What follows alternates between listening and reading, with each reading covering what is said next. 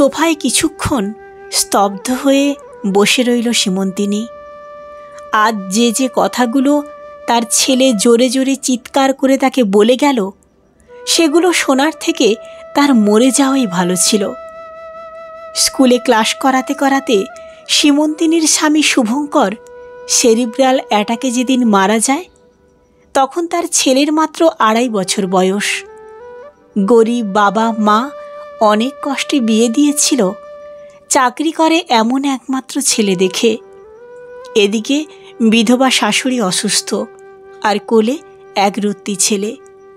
স্বামী মারা যাওয়ায় ভীষণ কষ্টের সাথে সাথে ভবিষ্যতের চিন্তায় অস্থির হয়ে পড়েছিল সীমন্তিনী।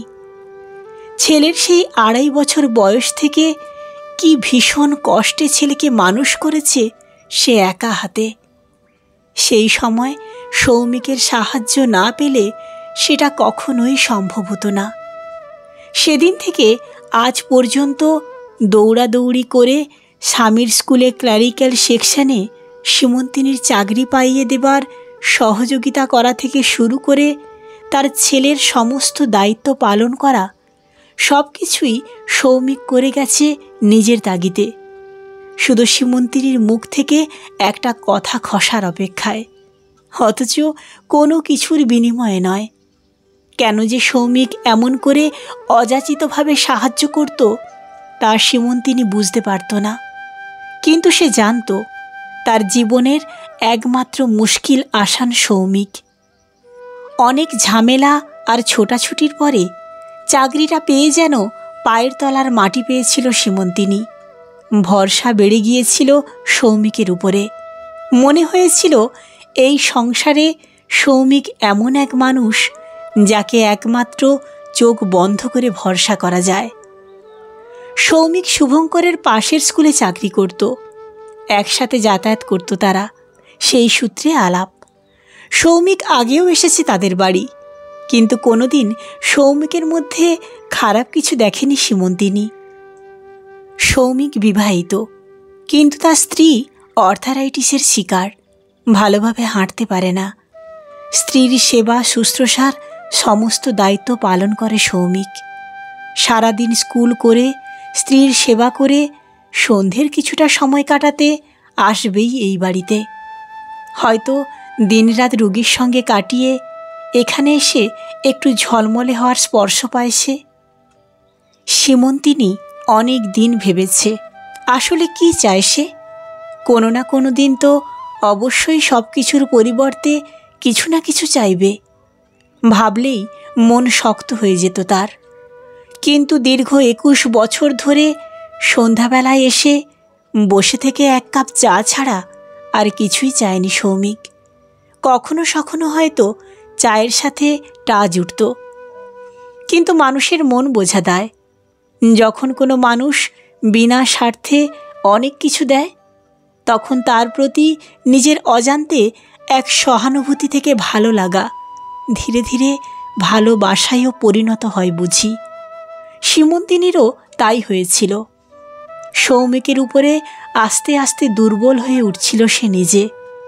কিন্তু গত 21 বছরে দুইজন কেউ কাউকে সেই কথা কখনো প্রকাশ করেনি। প্রকাশ হয়েছিল বোধহয় শুধু তাদের দুজনের চোখের ভাষায়, যাতে ভালোবাসার আকুলতার থেকেও ভরসার জায়গা বেশি ছিল। শাশুড়ি মারা যাবার পরে একদিকে সীমন্তিনীর ছেলের দায়িত্ব, আর ওইদিকে সৌমিকের স্ত্রীর দায়িত্ব। দুই দায়িত্বের বেড়াজালে জড়িয়ে পড়েছিল তাদের সুপ্ত অনুভূতি। সেই সঙ্গে দুজনের মধ্যে তীব্র ছিল আত্মসম্মানবোধ, যার গণ্ডি তারা কখনো পেরোয়নি। গত 3 দিন সৌমিক আসতে পারেনি তাদের বাড়ি। গতকাল তার স্ত্রীর মৃত্যু হয়েছে। আজ হঠাৎ সকালবেলায় তাদের বাড়ি এসে সোফায় বসেছিল মাথা নিচু করে। অন্য দিনের তুলনায় বড্ড বেশি চুপচাপ। চাও খেতে চায়নি আজ। সীমন্তিনীর ছেলে বাজারে গিয়েছিল। সৌমিককে চুপচাপ বসে থাকতে দেখে সীমন্তিনীর খুব ইচ্ছে হলো মানুষটার পাশে গিয়ে কাঁধে একটু হাত রাখে। সীমন্তিনী সৌমিকের কাছে গিয়ে তার কাঁধে হাত রাখতেই আন্তরিকতায় মাথা নিচু করে কেঁদে ফেলে সৌমিক বলে, আমার অনেক দিনের অভ্যেস থেকে মুক্তি হলো আজ। তবুও তো এতদিন ছিল, এখন তো। সীমন্তিনীরও চোখে জল চলে আসে। মানুষটা আজ এত বছর নিজের স্ত্রীর প্রতি ভালোবাসায় এক নাগাড়ে কর্তব্য করে গিয়েও একটা দিনের জন্যে বিরক্তি দেখায়নি। আজ অসুস্থ স্ত্রী মারা যাবার পরে এইভাবে কান্না দেখে ভীষণ মায়া হলো সীমন্তিনীর। মানুষ এমন নিঃস্বার্থভাবে কিভাবে ভালোবাসতে পারে? পরম আন্তরিকতায় সৌমিকের হাত দুটো নিজের মুঠোয় নিয়ে সান্ত্বনা দিতে যায় সীমন্তিনী। ঠিক এই সময় সীমন্তিনীর ছেলে সীমন্ত দরজা দিয়ে ঘরে ঢোকে। দুইজনকে ওই রকম হাত ধরে কাছাকাছি দাঁড়িয়ে থাকার অবস্থায় দেখে জোরে চিৎকার করে ওঠে সে, মা! চমকে ছিটকে সরে যায় দুজনে। ছেলের চিৎকারে মনের কোথাও মনে হলো তারা কি ভীষণ কোনো অন্যায় করছিলেন। সীমন্ত পরম শ্লেষের সাথে সৌমিককে বলে, আমি যেন আর আপনাকে এখানে কোনো দিন না দেখি। সৌমিক মাথা নিচু করে চলে যেতে চায়। সীমন্তিনী দৃঢ়স্বরে সৌমিককে বলে, দাঁড়ান আপনি। তারপর ছেলের দিকে তাকিয়ে দৃঢ়স্বরে বলেছিল, অনেক বড় হয়ে গেছিস আজ। বড়দের সাথে কিভাবে কথা বলতে হয় তাই ভুলে গেছিস বুঝি? কাকুর কাছে ক্ষমা চা এক্ষুনি। ছেলেও একইভাবে চড়া স্বরে বলল, বড় বলেই সবাই সম্মান পায় না মা, আর তুমি আমাকে বলছো ক্ষমা চাইতে? সৌমিক অপ্রস্তুতের স্বরে বলল, না না, ওকে ক্ষমা চাইতে হবে না, আমি চলে যাচ্ছি। কিন্তু বাবা, তোমাকে হাত জোড়ো করে একটাই অনুরোধ করব, মাকে ভুল বোঝো না। অনেক কষ্টে মানুষ করেছে সে তোমাকে, ভুল বুঝো না মাকে। ভীষণ অবজ্ঞা করে সীমন্ত বলে, আমার মাকে আমি কি চোখে দেখব সে বিষয়ে আপনাকে জ্ঞান দিতে হবে না, আর আপনি আসতে পারেন। ভীষণ অপমানে সৌমিক মাথা নিচু করে বেরিয়ে যাবার পর সীমন্তিনী ছেলের দিকে তাকিয়ে রুক্ষস্বরে বলল, বাইরে থেকে দেখে মানুষকে বিচার করতে শিখেছিস বুঝি? আজ যেটা দেখলাম সেটা বাইরে দেখা বলছো? দেখো মা, আমি এতদিন কিছু বলিনি, কিন্তু এটা শুনে রাখো, তোমাদের এই মেলামেশার জন্যে আমাকে বাইরের অনেকেই ঠারে ঠারে অনেক কথা বলে। আমি তবুও সহ্য করে গেছি। এমনকি কুহুকে সন্ধেবেলা ওই লোকটার জন্যে বাড়িতেও আনতে পারি না কখনো। এখন তো দেখছি সকালবেলাও এসে জুটেছে। কিন্তু আর কতদিন? কয়েকদিন পরে হয়তো কুহুর কানে যাবে। বুঝতে পারছো হবু শ্বশুর বাড়িতে আমার সম্মান কি থাকবে? সীমন্তিনী স্তম্ভিত হয়ে গেল। তার জন্যে ছেলের মান সম্মান নষ্ট হবে? যে সন্তানের মুখের দিকে তাকিয়ে আজ পর্যন্ত সে তার সমস্ত সাধ জলাঞ্জলি দিয়ে তাকে লালন পালন করেছে, আজ সেই সন্তান তার এই 50 বছর বয়সে এসে সম্মান রক্ষার কথা বলছে। নির্বাক হয়ে গেল সীমন্তিনী। ধপ করে বসে পড়ল সোফায়। ছেলে আরও বলল, বৌমা হতে চলল, এবারে প্লিজ মা এগুলো বন্ধ করো। বলেই সীমন্ত বেরিয়ে চলে গেল। স্তম্ভিত সীমন্তিনী দুই হাতে মাথা চেপে বসে রইল কিছুক্ষণ। এ কি তার ছেলে? সেই ছোট ছেলে যে মায়ের মুখে কথা বলতো না, মায়ের চোখে জল দেখতে পারত না? কি করেছিল সে? একটা মানুষকে সহানুভূতি জানানোতে এত সমস্যা? অনেকক্ষণ চুপ করে বসেছিল সীমন্তিনী। সব কিছু আজ বড্ড প্রকাশ্য, বড্ড ফাঁকা লাগছে যেন। মনের কোথাও এক তীব্র কষ্ট হচ্ছিল তার। সৌমিকের কথা মনে পড়ছিল বারবার। একটু শান্তি ছাড়া আর তো কিছুই চায়নি মানুষটা। আজও তো সেটাই পেতে এসেছিল এখানে। ছেলে এখন বড় হয়েছে, চাকরি করছে, কিন্তু যে মানুষটার জন্যে নির্বিঘ্নে নিশ্চিন্তে নিজের পায়ে দাঁড়াতে পেরেছে, তারা সেই মানুষটাকে এইভাবে অপমান করতে ছেলের বাঁধল না? ভালো করে না বুঝে শুনে তাকে, সৌমিককে এইভাবে অপমানজনক কথাগুলো বলতে পারল তার ছেলে? দুপুর পেরিয়ে বিকেল হতে চলল। ছেলে বাড়ি এলো না।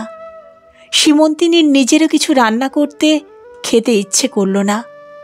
বাজারের ব্যাগ যেমন ছেলে রেখেছিল তেমনি পড়ে আছে। ব্যাগ থেকে বাজারগুলো বের করতে করতে ছেলের জন্যে ভীষণ মন খারাপ করছিল সীমন্তিনীর। রাগ করে না খেয়ে কোথায় গিয়ে বসে আছে কে জানে। ফোনটা নিয়ে ছেলের ফোনে ফোন করল। বেজেই যাচ্ছে ফোন, ধরল না কেউ। সীমন্তিনীর বুকটা ভয়ে কেঁপে উঠল যেন। মিনিট কয়েক পরে আবার করল ফোন। ভীষণ চিন্তা হচ্ছে তার।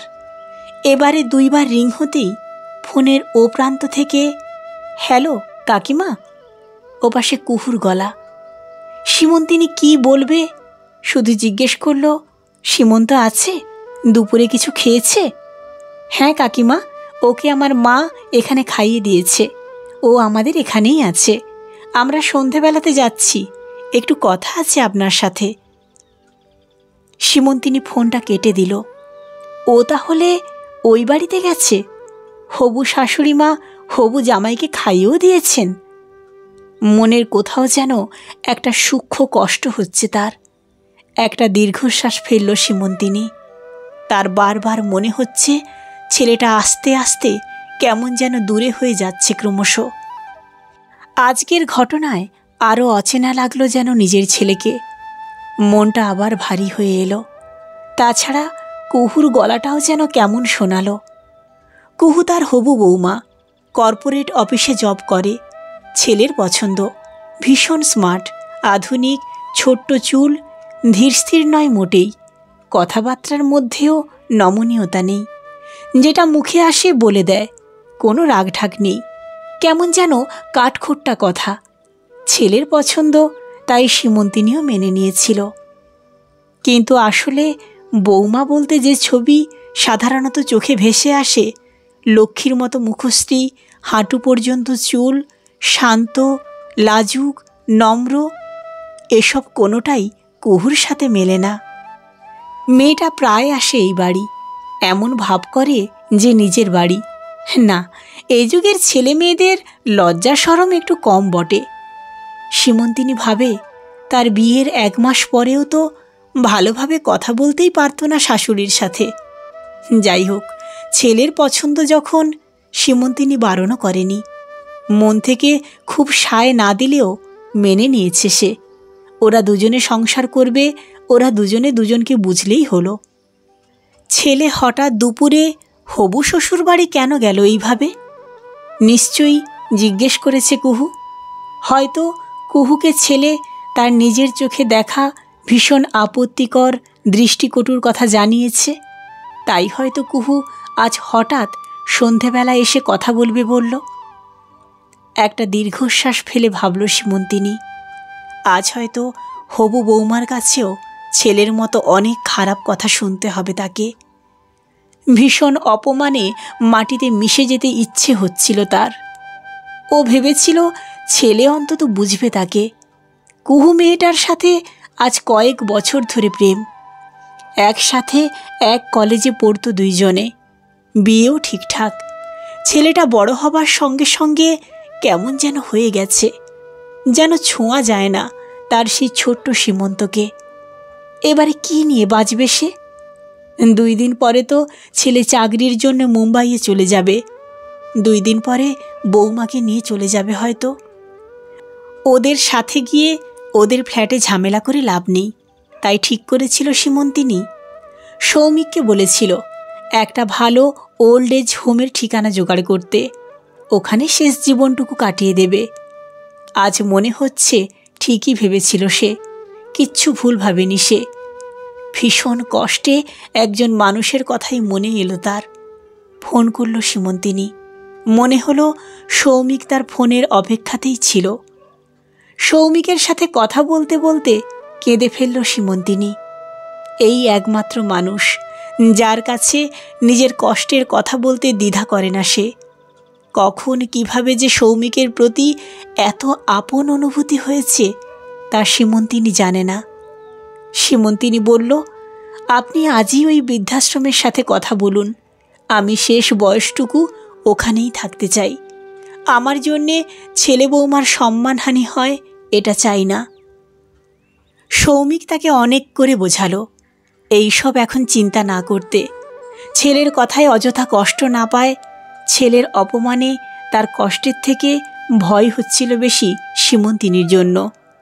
ছেলে আজ ভুল বুঝেছে, কিন্তু নিশ্চয়ই ছেলে হবু বৌমা বুঝবে একদিন যে তাদের সম্পর্ক নিয়ে ছেলের লজ্জা পাওয়ার মতো কিচ্ছু নেই। সৌমিকের সাথে কথা বলে সীমন্তিনীর মনটা একটু শান্ত হলো যেন।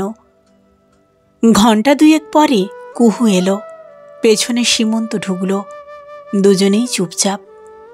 এই অস্বস্তিকর পরিবেশ থেকে বের হবার জন্যে সীমন্তিনী রান্নাঘরে চা করতে যেতে চাইলে কুহু তাকে বারণ করে, তাকে হাত ধরে টেনে সোফায় বসালো। তারপর সীমন্তিনীর দিকে তাকিয়ে বলল, কাকিমা, সীমন্ত আমাকে সব কিছু না বললেও আমি কিন্তু আপনাদের পুরো ব্যাপারটাই আঁচ করতে পারি।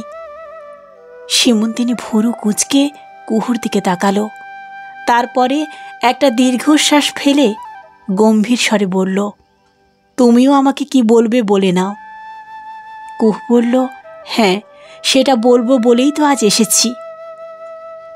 সীমন্তিনী মনের দিক থেকে নিজেকে শক্ত করে দৃঢ়ভাবে বলল, উনি আর এখানে আসবেন না, নিশ্চিন্তে থাকো তোমরা।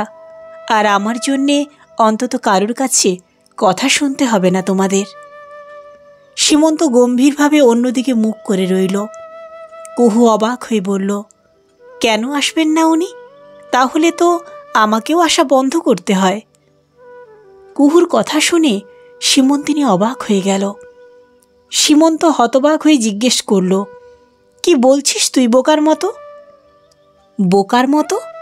সারা দুপুর ধরে তোর প্যাঁচার মতো মুখ দেখেই বুঝেছি আমি। তাছাড়া তুই যে সন্ধেবেলায় এ বাড়িতে আমাকে কেন আনতে চাইতিস না, প্রথম প্রথম না বুঝলেও পরে তোর কথাবার্তা শুনে বুঝেছি খুব। তুই পরিষ্কার করে না বলতে চাইলেও বুঝেছি। কিছু মনে করিস না, একটা কথা বলি। আমার না তোকে পাক্কা একজন স্বার্থপর মানুষ মনে হয়। বিরক্ত স্বরে জবাব দিল কুহু। সীমন্ত ভুরু কুঁচকে ভীষণ অবাক হয়ে বলল, আমি স্বার্থপর? এবারে হালকা হেসে কুহু বলল, হো মা, স্বার্থপর নোস? ভাবত, দিনের পর দিন তুই আমার সাথে ঘন্টার পর ঘন্টা যখন সময় কাটাস তখন তখন মনে হয় না বাইরের লোক কি বলবে? ভীষণ বিরক্ত হয়ে সীমন্ত বলল, আমাদের বয়স আর ওনাদের বয়স অনেক পার্থক্য কুহু। বন্ধুত্বের আবার বয়স কিসের? আমাদের থেকে ওনাদের সম্পর্ক বরং অনেক নিঃস্বার্থ, অনেক উঁচুতে রে। তুই নিজেই কতবার বলেছিস তোকে তোর মা সারা জীবন ভীষণ কষ্ট করে মানুষ করেছেন, নিজের শখ আহ্লাদ বিসর্জন দিয়েছেন, কাকু সব সময় সাহায্য করেছেন। আসলে এখন তুই বড় হয়েছিস, চাকরি করছিস, এখন লোকের কথাই পাত্তা দিচ্ছিস। আসলে তুই নিজেই অত্যন্ত মিন মাইন্ডের, নিজেই মেনে নিতে পারছিস না, নিজের মাকে কোনোভাবে শেয়ার করতে চাস না, তাই লোকের দোহাই দিচ্ছিস। আর হ্যাঁ, 2 দিন পরেই তো ট্রান্সফার নিয়ে নিজের লাইফ সেটেল করতে মুম্বাই উড়ে যাবি। হ্যাঁ, তুই তো আমার কথাও ভাবিসনি। সে ঠিক আছে, আমার কথা ছাড়, কিন্তু কাকিমার কথা ভেবেছিস একবারও? তুই চলে যাবার পর একা তিনি কিভাবে কাটাবেন? তিনি যদি জীবনে কাউকে তেমন বন্ধু হিসেবে পান, তাতে তোর আপত্তি কিসের? এক নাগাড়ে কথাগুলো বলে তবে থামল কুহু। সীমন্তিনী কুহুর দিকে হতবম্ব হয়ে তাকিয়ে ভাবল, তার চাপা কষ্টগুলো এই ছোট্ট মেয়েটি কিভাবে বুঝল? সীমন্ত এবারে স্বীকার করে বলল, হ্যাঁ, এটাই সত্যি। এইভাবে আমি আমার মাকে কারোর সাথে শেয়ার করতে পারবো না, কিছুতেই নয়। ও, তাহলে তো ল্যাটা চুকেই গেল। কাকিমা, আপনি এত কষ্ট করে একা একা সব দিক সামলে ছেলে মানুষ করেছেন, এখন কেন নিজের ছেলেকে আমার সাথে শেয়ার করছেন? সীমন্তিনী এবারে মন খারাপের সঙ্গে বলল, তোরা দুজনে এবার থাম। কুহু, তুমি আর ওকে কিছু বলো না, আমার জন্যে দুজনে নিজেদের মধ্যে ঝামেলা করো না। সীমন্তিনীর দিকে তাকিয়ে কোমরে হাত দিয়ে কুহু বলল, আপনি কি ভাবছেন আপনার জন্যে করছি ঝামেলা? মোটেই নয় কাকিমা, নিজের জন্যে করছি। এই স্বার্থপর মানুষটার সাথে সারা জীবন আমার ঘর করতে হবে তো, তাই ওকে এত বোঝাচ্ছি। আমার দায় এটা। তারপর আবার সীমন্তর দিকে ফিরে বলল, কি রে বল, তোর মা কেন তার ভীষণ ভালোবাসার জন তার ছেলেকে আমার সাথে শেয়ার করছেন? বলতে পারিস? কারণ তিনি চান শেয়ার করলেও তুই যদি সুখে থাকিস। তাহলে তুই কেন পারছিস না? সারা জীবন শুধু নিজের চাওয়া, নিজের সুখ নিয়েই থাকবি?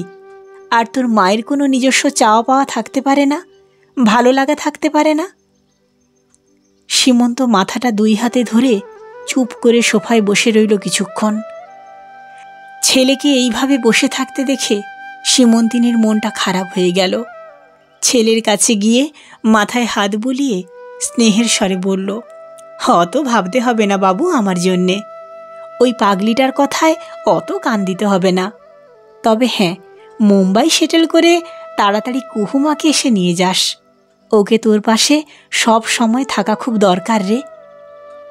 সকালে রূঢ় ব্যবহারের জন্যে সীমন্ত একটু লজ্জিত ছিল বটে। মায়ের সামনে কখনো সে ওইভাবে কথা বলেনি, কিন্তু নিজের ভুলটা স্বীকার করতে তার আত্মমর্যাদায় লাগছিল। এখন কুহুর প্রশ্নের মুখে পড়ে মনটা তার আত্মগ্লানিতে ভরে গিয়ে তার চোখে জল চলে এলো। কুহুর কথাগুলো সীমন্তর মাথায় ঘুরছিল। সীমন্ত ছেলে হয়েও এমনভাবে কখনোই ভাবেনি। এতদিন শুধু সমাজ আর নিজের কথাই ভেবে গেছে। মায়ের কথা কুহুর মতো করে কখনো ভাবেনি। সত্যিই তো, কুহুও তো কখনো তার মায়ের এই সম্পর্ক নিয়ে একদিনের জন্য অস্বস্তি প্রকাশ করেনি এত বছরেও। সত্যিই তো, কুহু ঠিকই বলেছে, তার মায়েরও তো একটা নিজস্ব জীবন আছে। সেই জীবনে একজন ভালো বন্ধু থাকতেই পারে। এবারে মায়ের কোমর জড়িয়ে ধরে কেঁদে ফেলল সীমন্ত। আমাকে ক্ষমা করো মা, আমি ভুল করেছি। অনেক বাজে কথা বলে ফেলেছি তোমাকে, কাকুকে। তুমি এখনই কাকুকে ডাকো, আমি ক্ষমা চাইব। কুহু হেসে বলল, ইস, ছেলের সদ্বুদ্ধি হলো এতদিনে। শোন, তোর এই হেঁড়ে মাথায় সব কিছু ঢোকে না তা আমি জানি। অতএব এখন থেকে সব কিছু শেয়ার করবি আমার সাথে। তোর এই প্যাঁচার মতো মুখ আমার মোটেই পছন্দ নয়, বুঝলি? বলে নিজেও সীমন্তিনীর কাছে এসে সীমন্তকে সর সর বলে ঠেলে একটু সরিয়ে সীমন্তিনীকে জড়িয়ে ধরে বলল, আহা, কত দিনের শখ ছিল হবু শাশুড়িকে বুকে জড়িয়ে ধরব। আজ পূর্ণ হলো ইচ্ছেটা। সীমন্তিনী প্রসন্ন হাসি দিয়ে বুঝল, আজকাল স্মার্ট মেয়েরা ভাগ্যিস লক্ষ্মী মেয়েগুলোর মতো বেশি লাজুক, চাপা নয়। মনে যা আসে বলে বুঝিয়ে দিতে একটুও পিছুপা হয় না। এই মেয়ে, শাশুড়ি নয়, আজ থেকে আমাকে মামুনি বলবি, কেমন? বলে এতদিন পরে কুহুকে পরম আদরে জড়িয়ে ধরল সীমন্তিনী। কণ্ঠে আমি সুদীপ্তা। গল্প পাঠটি আপনাদের কেমন লাগলো অবশ্যই কমেন্ট করে জানাবেন। ভালো লাগলে একটা লাইক করবেন, ফ্রেন্ড ফ্যামিলিদের সঙ্গে গল্পটি শেয়ার করবেন। দেখা হচ্ছে অন্য কোনো গল্পে।